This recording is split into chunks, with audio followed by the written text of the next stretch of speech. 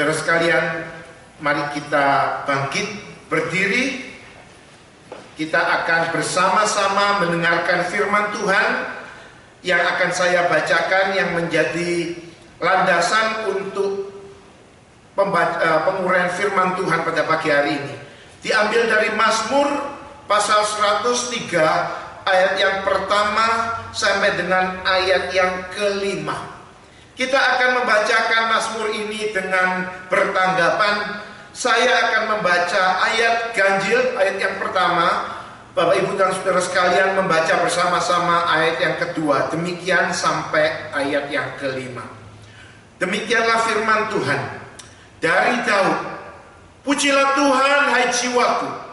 Pujilah namanya yang kudus, hai segenap batinku. Pujilah Tuhan, hai jiwaku, dan janganlah lupakan segala kebaikan-Nya. Dia yang mengampuni segala kesalahanmu, yang menyembuhkan segala penyakitmu. Dia yang menebus hidupmu dari lubang kubur, menyertai kau dengan kasih setia dan rahmat. Dia yang memuaskan hasratmu dengan kebaikan, sehingga masa mudamu menjadi baru seperti pada burung raja wali. Sampai sekian pembacaan firman Tuhan. Yang berbahagia adalah setiap kita yang baca, renungkan, dan kemudian menerapkan firman dalam kehidupannya. Haleluya. Haleluya. Haleluya. Haleluya.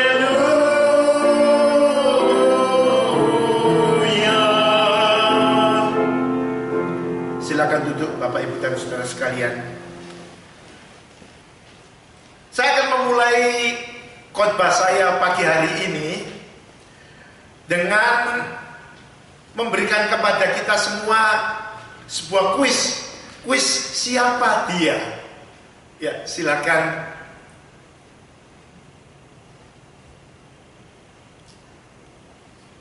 Siapa dia ini? Ini Bapak, Ibu, dan saudara sekalian lihat ya foto ini. Ya, kira-kira ada yang bisa menebak siapakah dia?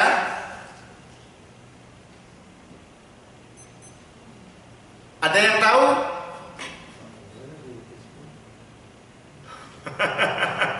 Bintang film? Bapak, Ibu, dan saudara sekalian, nama orang ini adalah Gunawan Santoso. Satu nama yang bagus, bukan? Yang mungkin ketika pilih nama, orang tuanya atau dia sendiri mengharapkan dia menjadi seorang yang bisa berguna bagi orang lain dan hidupnya sentosa, begitu. Tapi saudara sekalian, tahukah saudara bahwa dia saat ini sedang berada di Pulau Nusa Kambangan, sudah belasan tahun di penjara untuk menantikan eksekusi hukuman matinya, yang kasasi dan gerasinya itu sudah ditolak sebelumnya. Nah, saudara sekalian, apa konteks saya memaparkan gambar ini? Saudara sekalian, kita itu manusia punya kecenderungan, para psikolog juga sudah mempercayainya, yaitu bahwa kita sebagai manusia itu lebih cenderung untuk ingat kejelekan orang lain daripada kebaikannya. Benar apa enggak? Ya, mungkin itu terjadi dalam diri kita dan diri saya. Tapi pagi ini saya mau melihat kita semua melihat Gunawan Santoso ini. Dia menikahi Alis, yang namanya itu Alis Budiarto. Ini anak bos Asaba yang bernama Budiarto, ayahnya. Dia kemudian diangkat oleh ayah mertuanya itu menjadi salah satu direktur yang dipercaya beberapa anak perusahaan di bawah perusahaan Asaba itu di Jakarta.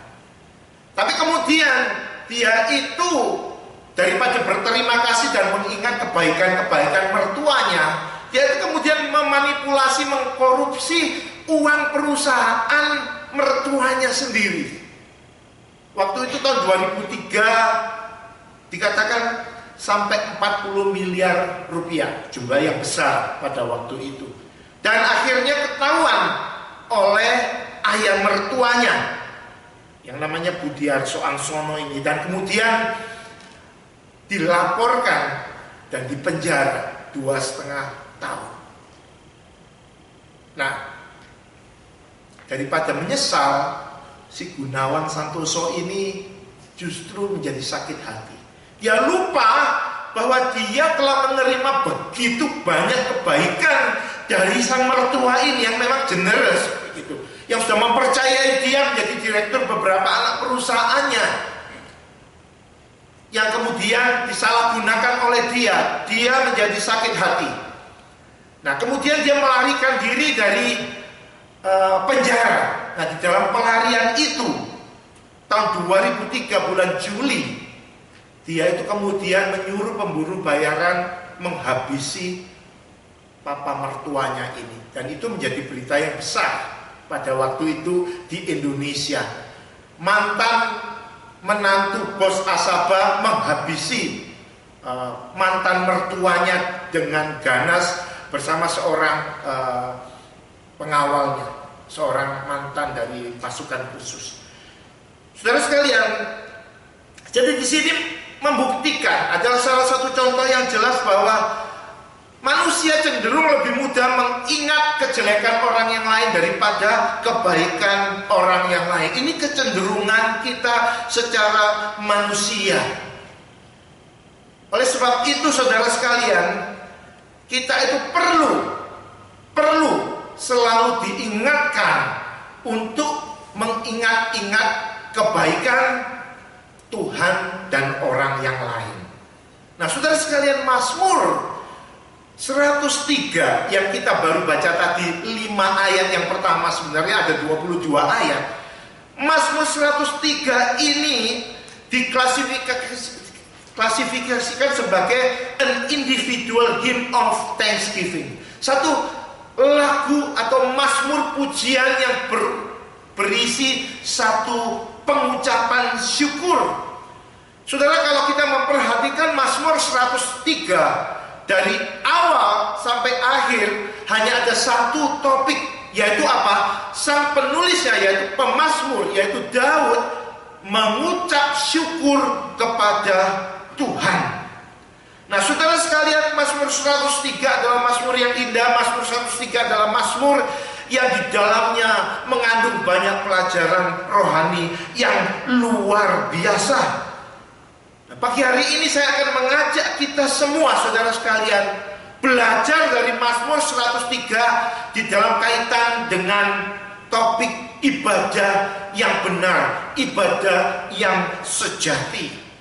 Ada 3 pelajaran rohani yang sama-sama kita akan belajar dalam kaitan dengan konsep atau prinsip ibadah yang sejati itu. Yang pertama, saudara sekalian, kalau kita melihat dari ayat yang pertama, menarik, dikatakan dari Daud, karena penulisnya adalah Daud. Pujilah Tuhan, hai jiwaku, pujilah namanya yang kudus, hai segenap batinku. Saudara sekalian, kalau saudara perhatikan kata-katanya ini, bentuknya apa ini, saudara sekalian? Bentuknya adalah satu perintah, bukan? Perintah. Nah, Daud ini raja, kita tahu. Dia menulis satu mazmur yang didahului dengan perintah. Tapi perhatikan, kepada siapa perintah ini ditujukan? Kalau kita memperhatikan ayat yang pertama, pujilah Tuhan, hai jiwaku, pujilah namanya yang kudus, hai segenap hatiku. Daud bukan sedang memerintah rakyatnya. Daud bukan sedang memerintah orang lain. Daud sedang memberi perintah kepada dirinya sendiri. Pujilah Tuhan, hai jiwaku. Pujilah Tuhan, hai segenap batinku. Di sini ada paralelitas. Hai jiwaku, hai segenap batinku, itu sama, saudara sekalian. Jadi di sini saudara sekalian kita melihat bahwa Daud sedang memerintahkan dirinya, his inner being. Jadi dirinya sendiri yang terdalam untuk memuji Tuhan. Saudara sekalian, biasanya hal-hal yang sifatnya private dan pribadi itu dipandang negatif ya. Kalau kita senang memperhatikan diri kita pribadi terus, selalu berfokus pada diri kita sendiri, kan disebut apa? Egois, bukan? Egois. Dan itu nggak baik. Kalau kita hanya mementingkan kepentingan sendiri, dikatakan nggak baik. Pidato Presiden JF Kennedy yang terkenal adalah apa? Jangan katakan apa yang negaramu bisa kasih kepada kamu, tapi apa yang kamu bisa kasih kepada negaramu. Artinya jangan egois, jangan hanya mementingkan diri sendiri. Tapi di sini saudara sekalian, di dalam ibadah ada satu prinsip yang penting yang harus dimulai dengan diri sendiri. Nah, dari sini, dari ayat yang pertama ini ada satu prinsip rohani tentang ibadah yang perlu untuk kita camkan. Yaitu yang pertama adalah ibadah pribadi itu harus mendahului ibadah bersama. Personal private worship itu harus mendahului communal worship. Daud memerintahkan dirinya sendiri untuk memuji Tuhan, untuk meninggikan Tuhan, untuk beribadah kepada Tuhan. Dan saudara sekalian, ini adalah satu hal yang perlu kita camkan dan aminkan. Di dalam ibadah kepada Tuhan, di dalam worship kita, diri kita dengan Tuhan, worship kita pribadi, persekutuan pribadi dengan Tuhan, itu harus mendahului persekutuan bersama-sama. Mengapa saudara sekalian? Karena kalau private worship itu di-bypass, hubungan kita yang memuliakan dan menyembah Tuhan secara pribadi itu digantikan hanya dengan communal worship, berbakti bersama seperti ini, maka saudara sekalian, worship kita itu akan menjadi worship yang salah, yang sifatnya itu bisa pura-pura, hipokrisi. Dan di sini Daud memahami hal ini dengan jelas, bahwa relasi dengan Bapa di surga di dalam worship pribadi itu harus menjadi prioritas kita. Dan saudara sekalian, dan hal ini bukan hal yang mudah. Worship kepada Tuhan, menyembah Tuhan, mengkonsentrasikan diri untuk memberi yang terbaik kepada Tuhan di dalam ibadah pribadi kita, itu bukan satu hal yang mudah, saudara sekalian. Karena apa? By default, kita ini adalah orang berdosa yang tidak senang dengan hal-hal yang bersifat worship itu, yang bersifat rohani. Makanya personal worship itu tidak otomatis dan mudah kita lakukan. Makanya Daud memerintahkan kepada dirinya, kepada seluruh keberadaannya, pujilah Tuhan, hai jiwaku, pujilah namanya yang kudus, hai segenap batinku. Oleh sebab itu, jangan take for granted hal ini, saudara sekalian. Penyembahan pribadi, ibadah pribadi kepada Tuhan itu masuk di dalam domain disiplin rohani. Mengapa disebut disiplin rohani? Karena memang kita itu tidak secara otomatis melakukannya.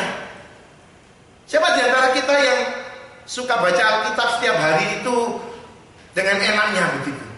Saya paling tidak merasakan bahwa untuk baca Alkitab, untuk berdoa, untuk memiliki satu worship pribadi dengan ibadah pribadi dengan Tuhan itu adalah satu pergumulan, saudara sekalian. Adalah satu peperangan rohani. Saya lebih senang lihat movie, lihat Facebook, atau lihat majalah, baca cerita majalah, daripada kalau pagi itu duduk dan kemudian membaca firman beribadah pribadi dengan Tuhan. Saya harus mengakui itu. Saya harus mengatakan kepada diri saya, seperti Daud, sembahlah Tuhan, pujilah Tuhan, konsentrasilah di dalam nama Kristus. Karena apa? Karena sama, walaupun saya pendeta, walaupun saudara orang awam, kita punya kecenderungan, karena kita masih hidup di dalam tubuh yang berdosa ini, untuk menjauh dari Tuhan. Ingat waktu Adam dan Hawa habis makan buah kesemek itu, saudara sekalian, Tuhan itu mendekat, ya boleh, durian juga boleh. Tuhan itu berusaha mendekati kan, karena itulah yang terjadi sebelum mereka jatuh dalam dosa. Ada satu persekutuan yang indah antara Tuhan dengan Adam dan Hawa. Tapi setelah the fall, setelah kejatuhan itu, Tuhan tetap mendekat. Sementara apa yang terjadi dengan Adam dan Hawa? Menjauh. Sampai Tuhan panggil, Adam, Adam, di mana engkau? Kamu kok sembunyi? Kamu kok menjauh dari aku? Sebab itu saudara sekalian, di sini kita melihat bahwa ibadah pribadi setiap kita itu penting. Itu menjadi foundation untuk ibadah kita secara bersama-sama.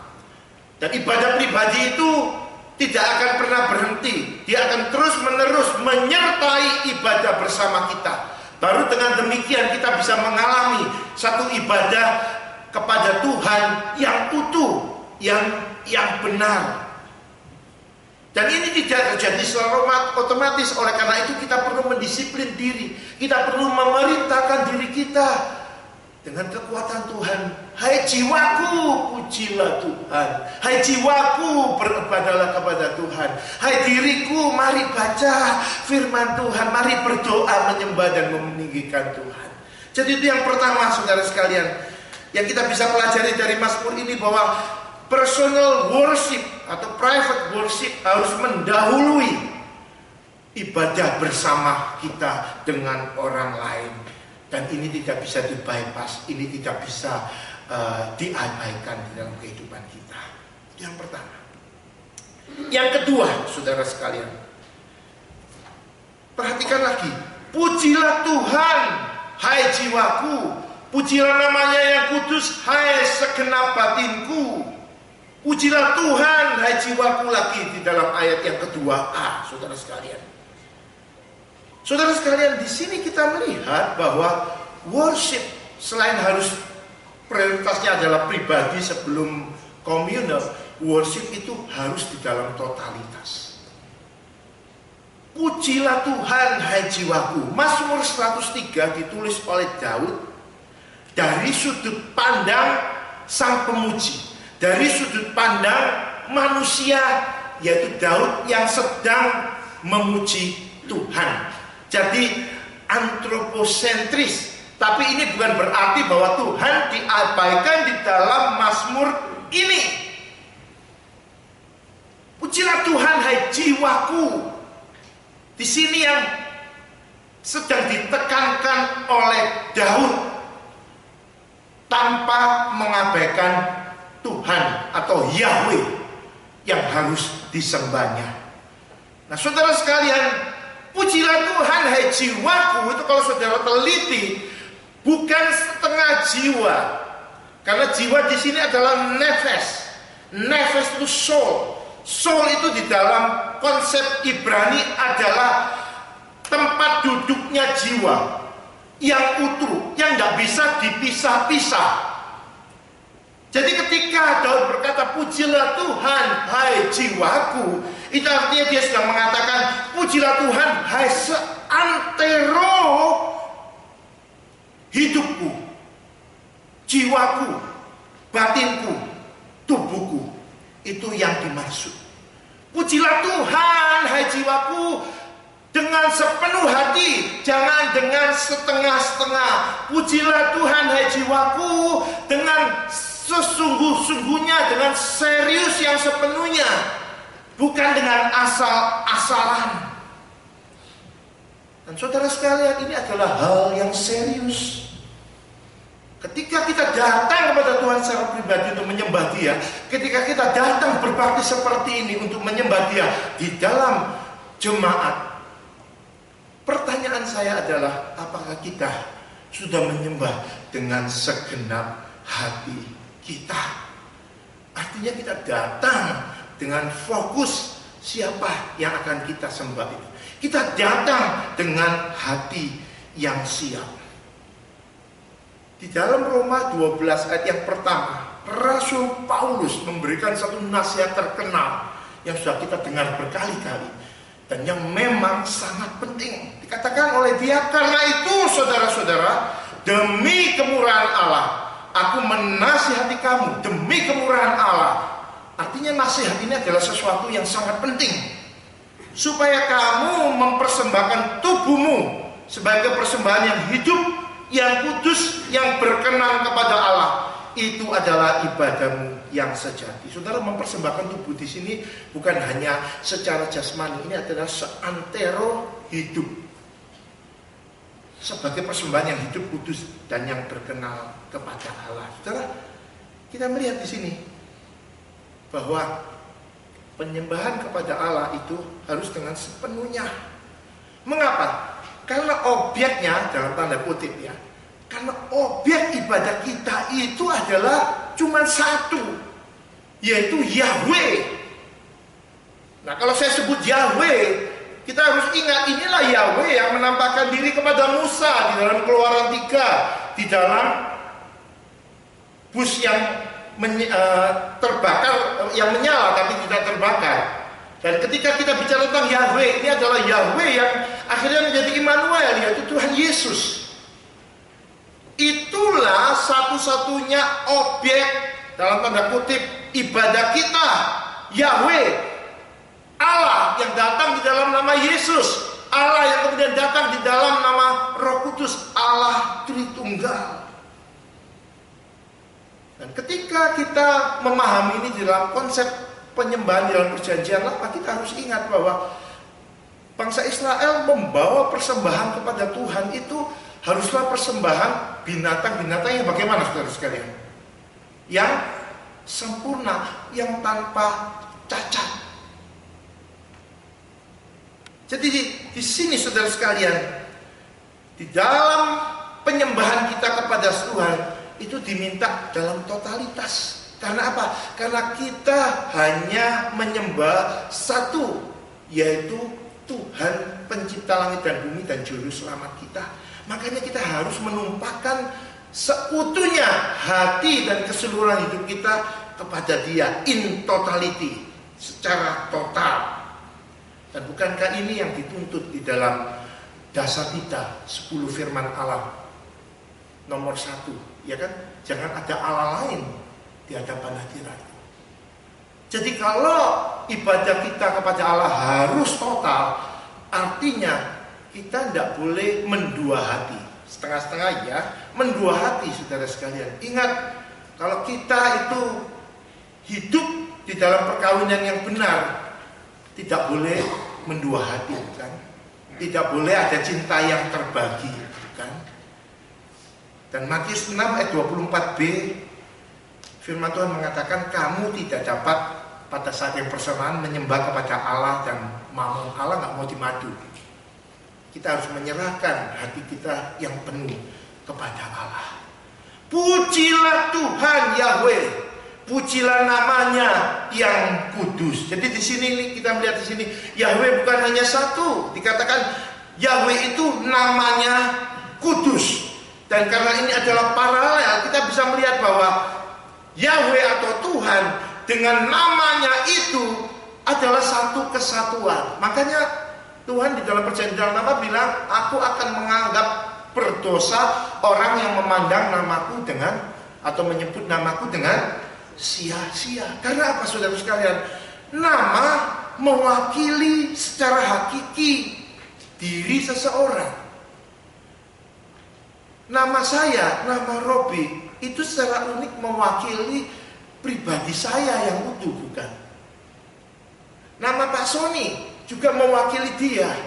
Pak Sony dengan saya berbeda nama, berbeda esensi atau being. Jadi di sini kita melihat bahwa Tuhan Yahweh dan namanya itu adalah satu.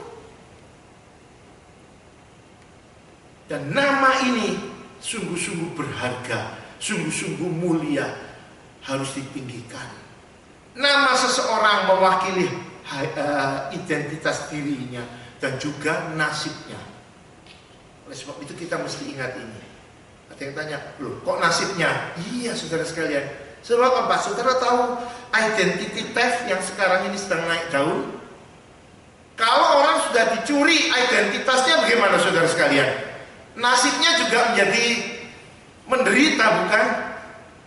Ada satu statistik dikatakan pada tahun 2009 itu saudara sekalian, kejahatan pencurian identitas itu secara kolektif di Amerika saja itu telah merugikan orang ini secara uang, secara material itu 54 billion. Billion itu triliun ya. Kalau Indonesia ya, triliun dolar. Saya hitung-hitung itu lebih dari setengah APBN Indonesia di tahun 2009. Satu jumlah yang begitu besar saudara sekalian. Jadi begitu berharganya nama itu, apalagi nama Tuhan saudara sekalian. Dan inilah yang Tuhan bilang harus kamu sembah, harus menjadi pusat ibadahmu, karena namaku itu mewakili kehadiranku. Mamaku adalah beingku. Maka tidak heran kalau pemazmur mengajak kita untuk menyembah Tuhan itu di dalam totalitas kita. Artinya menyembah hanya berfokus kepada Tuhan. Menyembah memberikan kepada Dia segala sesuatu dari diri kita secara utuh dan yang terbaik, tidak sia-sia, tidak sisa-sisa. Yang kedua saudara sekalian, bahwa kita harus menyembah Tuhan di dalam totalitas diri kita. Kemudian saudara sekalian, yang ketiga, worship yang benar, ibadah yang benar adalah ibadah yang tidak melupakan kasih kebaikan Tuhan di dalam hidup kita. Di dalam Mazmur 103 yang tadi dikatakan, pujilah Tuhan hai jiwaku, ayat yang kedua, dan janganlah lupakan segala kebaikannya. Jangan lupakan segala kebaikannya. Janganlah lupakan segala kebaikannya. Sebuah perintah negatif, sebuah larangan saudara sekalian. Apa itu perintah? Apa itu larangan? Itu adalah sesuatu yang kalau kita langgar ada konsekuensinya. Saudara ada tanda stop di jalan, kemudian kalau saudara langgar, saudara nggak stop. Oh ada tanda stop, tapi nggak ada siapa-siapa kok. Kemudian saudara, istilah Jawanya mobilnya cuma ngelunyur aja pelan-pelan begitu saudara sekalian. Nggak stop, walaupun ada tanda full stop merah itu kan. Saudara karena nggak ada siapa-siapa, nggak ada anak kecil main-main begitu, mobil saudara jalan pelan, cuma mungkin 5 mile gitu, tapi ngelunyur saja nggak stop. Sama polisi ditilang apa enggak? Ditilang saudara sekalian, jemaat saya di Palm Springs ditilang. Di neighborhood dia sendiri nggak ada siapa-siapa, dia hidup melunyur aja saudara sekalian. Ya kena loh, hampir $200 uangnya juga melunyur dari kantongnya saudara sekalian. Ya, karena apa? Itu larangan. Ketika kita langgar itu ada konsekuensinya. Sama, kalau pada waktu perang ada jam malam, itu perintah bukan? Larangan untuk keluar pada jam malam itu, curfew itu. Kalau saudara keluar gimana? Saudara akan mengalami konsekuensinya. Entah kemudian saudara ditangkap atau ditembak orang.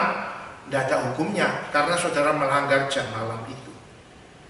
Jangan lupakan larangan untuk melupakan kebaikan Tuhan. Kalau kita pakai kata yang lain artinya apa? Kalau jangan lupakan, itu bentuk positifnya apa? Selalu ingatlah, ya kan? Nah, apa ini? Selalu ingatlah kebaikan-kebaikan Tuhan yang luar biasa yang telah ada di dalam kehidupan kita. Nah, saudara sekalian, ibadah kita adalah ibadah yang tidak boleh melupakan kasih kebaikan Tuhan di dalam kehidupan kita.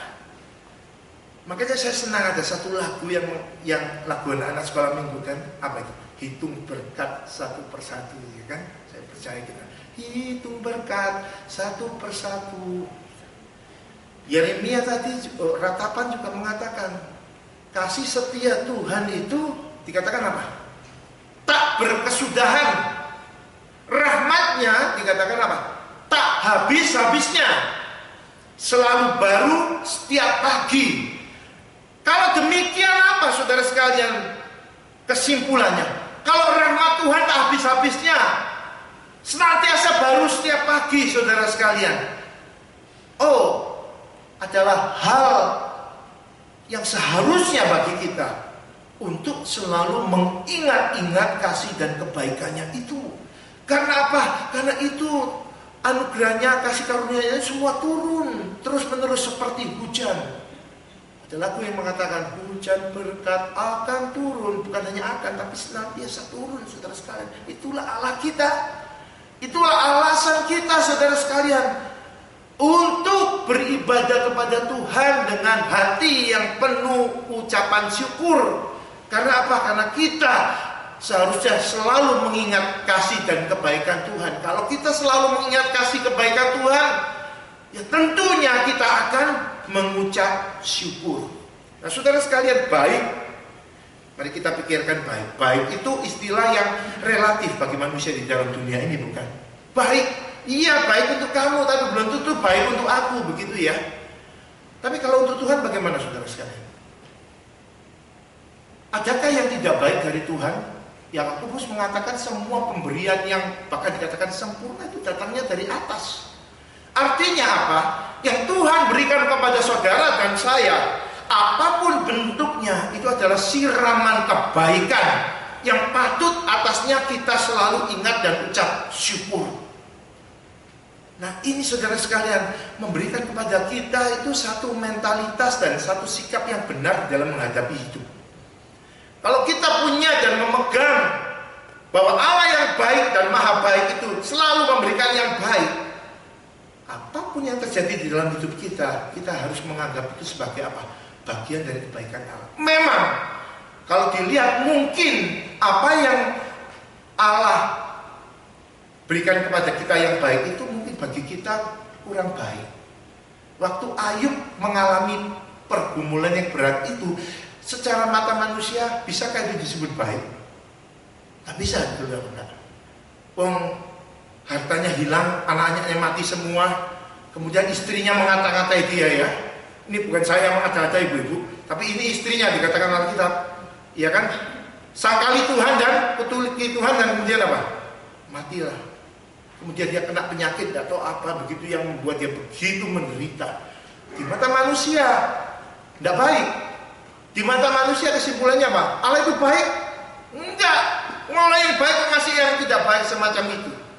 Nah di sini saudara sekalian, mata iman orang Kristen itu berbeda dengan matanya orang dunia. Mata iman kita dengan mata dunia sekuler itu harus berbeda. Kalau saudara percaya bahwa Allah di dalam Kristus itu adalah Allah yang maha baik, Allah yang dikatakan oleh Petrus telah memberikan miliknya yang paling berharga, yaitu anaknya sendiri untuk kita. Kemudian firman juga mengatakan kalau yang terbaik sudah dikasihkan kepada kita, apalagi yang lainnya. Artinya setiap hal yang kita alami itu harus kita pandang bahwa diizinkan oleh Allah yang maha baik untuk kebaikan saudara dan saya. Memang di mata manusia mungkin apa yang sedang kita alami itu adalah hal yang negatif. Mungkin itu suatu kegagalan, mungkin itu satu kesalahan, mungkin itu satu tragedi dalam kehidupan kita. Tapi sebagai anak-anak Tuhan, kita harus menganggap bahwa itu terjadi oleh karena kebaikan Tuhan, dan itu pasti untuk kebaikan kita. Nah, saudara sekalian, kalau kita memiliki sikap mental yang semacam ini, maka kita bisa mengucap syukur kepada Tuhan dalam segala hal, seperti dikatakan oleh Rasul Paulus. Ibadah kita menjadi ibadah yang benar, yaitu ibadah yang selalu mengingat kasih kasih dan kebaikan Tuhan di dalam kehidupan kita. Nah, itu akan membuat kita terdorong untuk selalu count His blessings anytime di dalam kehidupan kita. Kalau kita memperhatikan, dikatakan oleh Daud, apa yang membuat dia itu selalu mengingat kebaikan Tuhan? Dia yang mengampuni segala kesalahanmu dan menyembuhkan penyakitmu. Dia yang menebus hidupmu dari lubang kubur, yang memahkotai engkau dengan kasih setia dan rahmat. Dia yang memuaskan hasratmu dengan kebaikan, sehingga masa mudamu menjadi baru seperti burung Raja Wali. Ada banyak penafsir yang menguraikan begitu banyak poin. Tapi bagi saya, saudara sekalian, dari ayat yang ketiga dan yang kelima ini, kita melihat bahwa ada 3 kebaikan luar biasa yang Tuhan sudah nyatakan untuk saudara dan saya.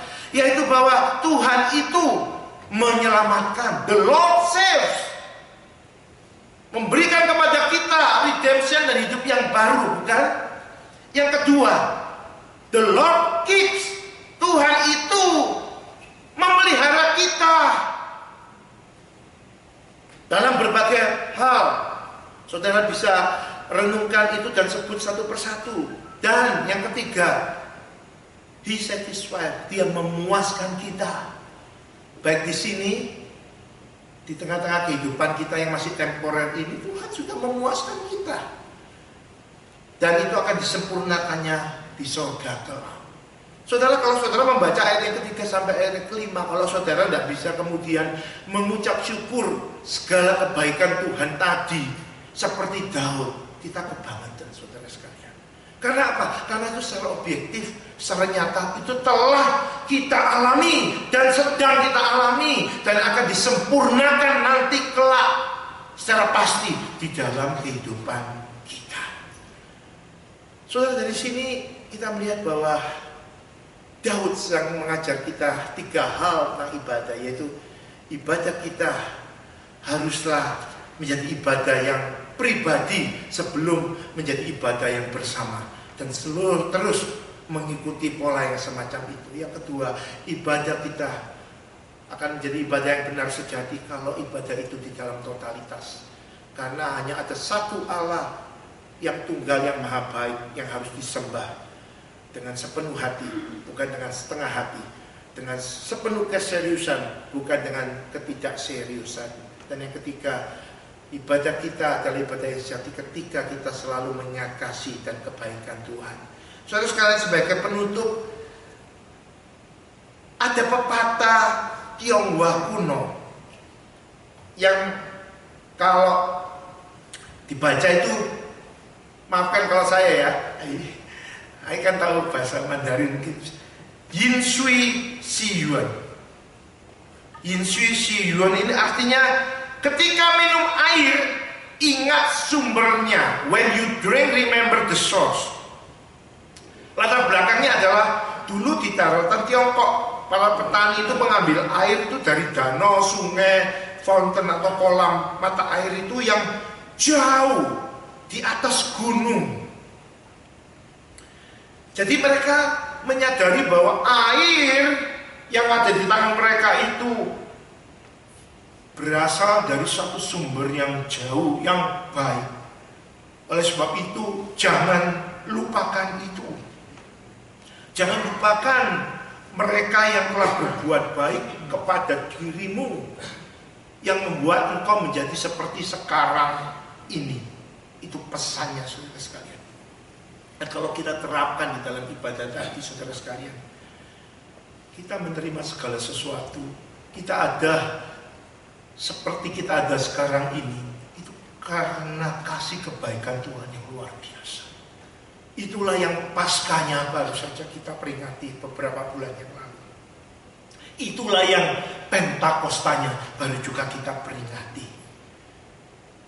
Dan kalau saya waktu beberapa minggu lalu menyaksikan, menghadiri upacara 30 tahun ulang tahun GKI Monravia, bukankah itu juga menjadi alasan yang luar biasa untuk kita selalu mengingat kebaikan Tuhan, selalu memuji Tuhan, bahwa Dia adalah sumber segala sesuatu dalam kehidupan kita, sumber berkat kita, sumber penyertaan kita, sumber kepuasan kita.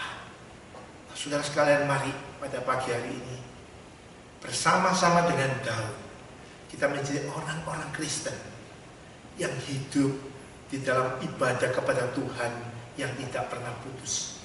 Pribadi yang menjadi prioritas untuk ibadah bersama-sama. Ibadah dengan sepenuh hati. Ibadah dengan sepenuh kesungguhan. Ibadah dengan tidak melupakan kasih dan kebaikannya. Dan saudara sekalian, percayalah, ketika kita hidup di dalam ibadah yang semacam ini, itu sebenarnya bukan untuk kepentingan Tuhan. Itu sebenarnya untuk kepentingan saudara dan saya.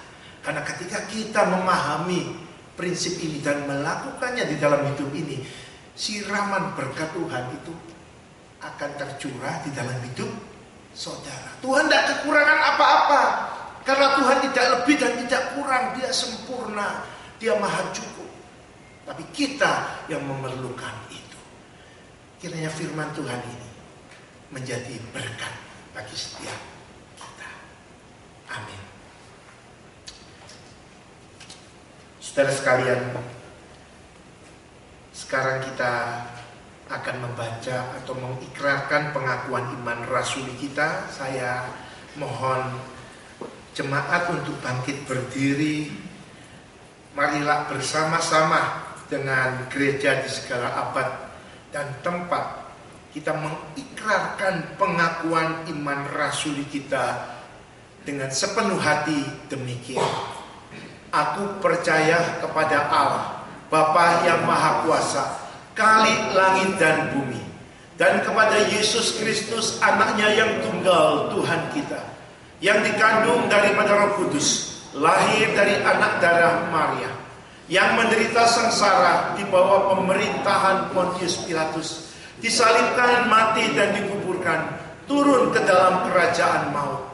Pada hari yang ketiga bangkit pula dari antara orang mati, naik ke sorga, duduk di sebelah kanan Allah Bapa yang Maha Kuasa, dan dari sana ia akan datang untuk menghakimi orang yang hidup dan yang mati.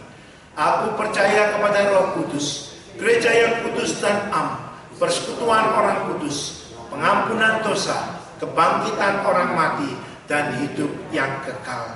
Amin. Silakan duduk kembali. Kita akan menaikkan doa syafaat yang kemudian kita akan akhiri dengan bersama-sama menaikkan doa Bapa kami. Bapa di surga, terima kasih Engkau sudah berfirman kepada kami. Kami percaya Engkau yang berfirman, Engkau serius dengan firman-Mu, Engkau menghendaki kami untuk melakukannya di dalam hidup ini. Tapi